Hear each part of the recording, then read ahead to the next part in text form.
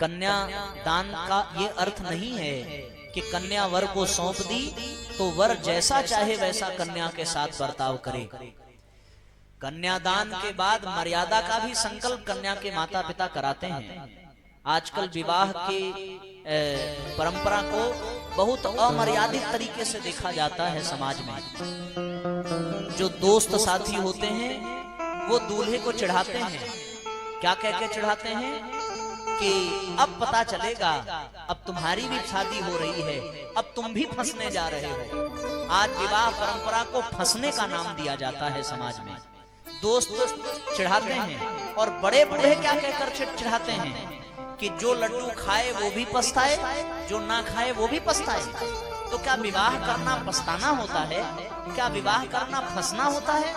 क्या कन्या बोझ बनकर के आपके घर में आ रही है? आप कन्या को क्या संभालेंगे? कन्या खुद घर में जाकर के आपके पूरे परिवार को संभाल लेती है। वो आपके सारे बोझ मिटा देती है, वो आपके सारे बोझ हल्के कर देती है। शादी होने का तात्पर्य कुछ लोगों ने कैसे तुकबंदियां कर दी कि जिसकी शादी हो गई उसकी बर्बादी शुरू हो गई। अरे शादी के बाद बर्बादी नहीं, शादी के बाद जीवन में आबादी आती है। शादी के बाद जीवन उत्तरोत्तर वृद्धि करता है। आज विवाह संस्कार को लोगों ने बोझ बना दिया। विवाह संस्कार को लोगों ने केवल और केवल ये मान लिया कि स्त्री घर में आएगी तो उसको बच्चा पैदा करने की मशीन बना देंगे, केवल वासना पूर्ति का साधन बना देंगे। स्त्रियां वासना पूर्ति के लिए नहीं होती, बल्कि वो देवी बनकर के हमारे घर में आती हैं। मनुस्मृति में कहा गया है, यत्र नार्यस्तु पूज्यन्ते रमन्ते तत्र देवता। जिस घर में स्त्री का सम्मान होता है उस घर में देवता विचरण करते हैं। जिस घर में स्त्री को समान अधिकार दिया जाता है, उस घर में, जिस घर में नारी को सम्मान दिया जाता है, उस घर में देव शक्तियां आशीर्वाद बरसाती हैं। क्या कोई पुरुष बिना स्त्री के कुछ कर सकता है? जीवन में पुरुष तब तक अधूरा है जब तक उसके जीवन में कोई स्त्री ना हो। नारी के बिना नर कभी पूर्ण नहीं हो सकता। किसी भी रथ के दोनों पहिए समान हो तभी वह रथ अच्छे से चलता है। एक रथ अच्छा हो, एक पहिया, और दूसरा पहिया जर्जर और कमजोर हो तो जीवन की गाड़ी चल नहीं पाती। जीवन की गाड़ी चलाने के लिए नर नारी दोनों पहिए को बराबर योग्य बनना पड़ता है, और दोनों में गुण भी अलग अलग होते हैं। पुरुष में यदि साहस होता है तो उस साहस को संवेदना के साथ आगे बढ़ाने का काम स्त्री करती है। पुरुष में संवेदना नहीं होती, पर स्त्री की संवेदना जब पुरुष के साहस के साथ जुड़ जाए तो पुरुष बड़े बड़े कार्य कर लेता है। पुरुष संकल्प करता है पर स्त्री समर्पण करके उसके संकल्प को पूरा कराती है। पुरुष के पास विवेक होता है पर स्त्री के पास वेदना होती है, स्त्री के पास करुणा होती है जो पुरुष को सही मार्ग दिखाती है। पुरुष अपना पैसा लगाकर भवन का निर्माण कर सकता है, लेकिन उस भवन में परिवार का निर्माण स्त्री के द्वारा ही होता है। इसलिए विवाह बोझ नहीं होता, विवाह बहुत पावन संस्कार है। पुरुष संपत्ति कमा सकता है पर घर में संस्कार स्त्री लाती है। पुरुष संपदा बना सकता है पर घर में संस्कृति का पाठ स्त्री पढ़ाती है। पुरुष पैसा कमाता है पर स्त्री पवित्रता का संचार करती है। बिना स्त्री के पुरुष अधूरा है। इसलिए विवाह बोझ नहीं है। विवाह कर लेने के बाद वो लोग पश्चाताप करते हैं जो विवाह के आदर्श और सिद्धांतों को समझते नहीं है, जो केवल और केवल एक दूसरे पर अविश्वास करें, एक दूसरे में प्रेम न हो, एक दूसरे में श्रद्धा न हो। वे लोग कभी भी अपने दाम्पत्य जीवन को सुखी नहीं कर पाते। इसलिए साथियों, विवाह में पति पत्नी अपनी मर्यादा सुने, समझें। स्त्रियां अपने आप को सीता बना लें तो पति भी राम बन जाता है। अरे स्त्रियां बोझ नहीं होती, बल्कि वो सावित्री बनकर सत्यवान के प्राण बचा लेती हैं। इसलिए साथियों, विवाह में मर्यादाएं जुड़ती हैं, विवाह में संस्कार जुड़ता है। ऐसी भ्रांतियां कि विवाह बोझ है, विवाह कर लेने वाला पश्चाताप करता है, विवाह कर लेने वाले पुरुष को दहेज मिलता है, ये सारी बातें बेकार की हैं। तो मर्यादा करण का भाव कन्या के माता पिता पुरुष के हाथ में अक्षत पुष्प, वर के हाथ में अक्षत पुष्प जल देकर के करेंगे। यहाँ से मंत्र बोला जा रहा है।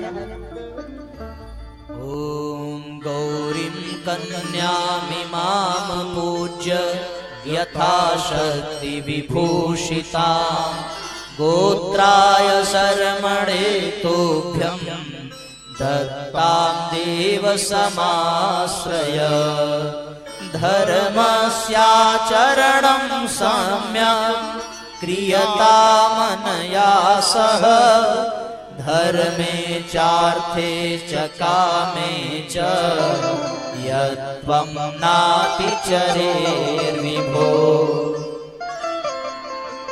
वर कन्या के माता पिता वर के हाथ में अक्षत पुष्प और जल पकड़ा दें। वर मंत्र दोहराएंगे, बोलिए नाति नाति चरामी चरामी। इसका अर्थ यह है कि हम आपकी कन्या को संपूर्ण मर्यादा के साथ स्वीकार करते हैं।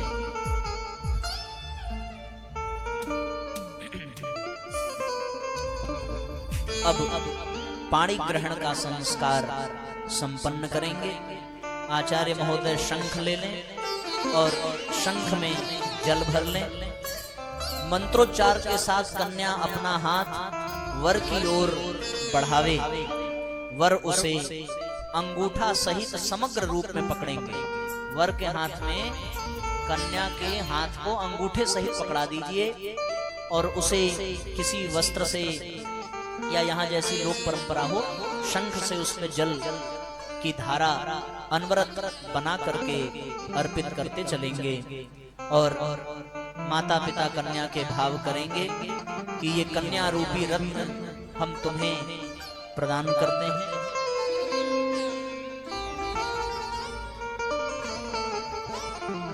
कन्या रूपी रत्न प्रदान करने जा रहे हैं वर के कन्या के माता पिता वर को। सो पाणी ग्रहण का संस्कार प्रारंभ हो रहा है। ये बहुत पावन संस्कार है। सब अपने स्थान पर खड़े होकर के इस पावन संस्कार का दर्शन करें। अपने स्थान पर खड़े हो जाएं, सब हाथ जोड़ लें।